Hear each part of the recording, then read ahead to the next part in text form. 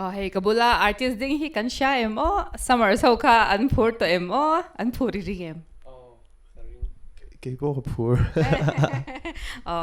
Benjamin Sum hi kan sha angin Kings and Prophets label hnuai artist sign thar kha ani a kan phur to khop maya nangi phurem enge project thar te in name. Oh, cái phur đó khop mai thiên gia hay Kings and Prophets nè na thọ tlan thế na chance kan này à cái lồng lệ tục à kan projects local tour te po hi kan ngak lel to lệ tục. Thar te style thar te ani don em. Oh, ni cái bây giờ. Kan van phur to em ani hey voina enge miron sak don le.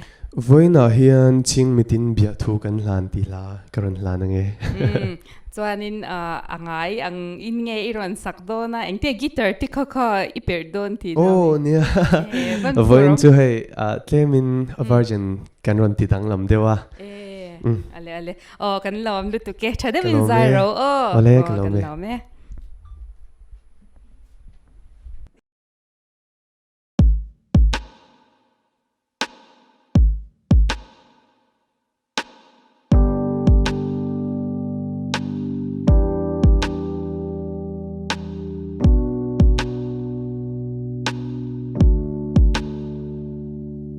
Tung egani engegati ti emoi ne du onna ga fuamni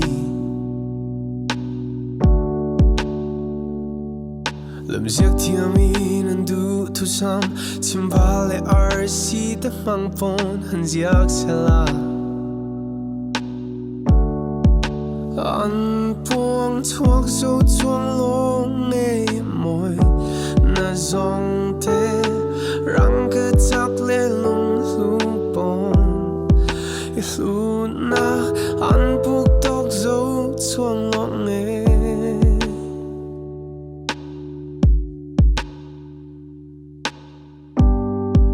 hun helium lâu xe mà ngay na kiêm lâu xe tôn mang ra mà chín mít xin lovin kan lên ituruk timber pon min nar theih chuang long e len rual te zinga po kanin thup theih lo tong hriat lovin Chhingmit tin Biahhthu Kan Hlan ipiani khan angel varten mishing mit nu amoi perturan duang emni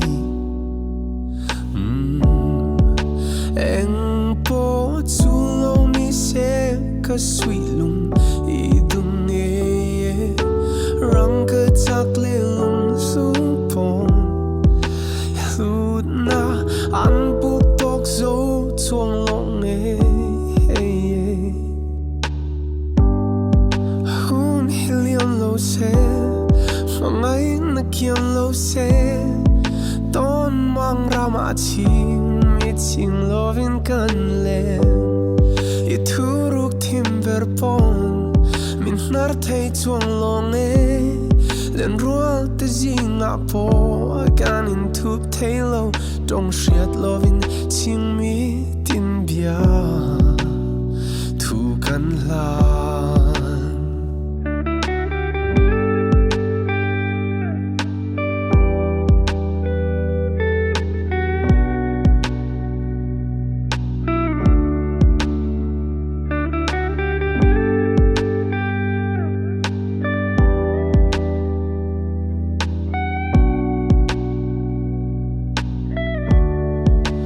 Eng po chulo mi se ka sui lung idung e rang ka chak le lung su pon i lut na an buk tok zo chuang long e hun helium lo se mangai na kiam lo se ton mang rama Chhingmit sing lovin kan len ituruk timber pon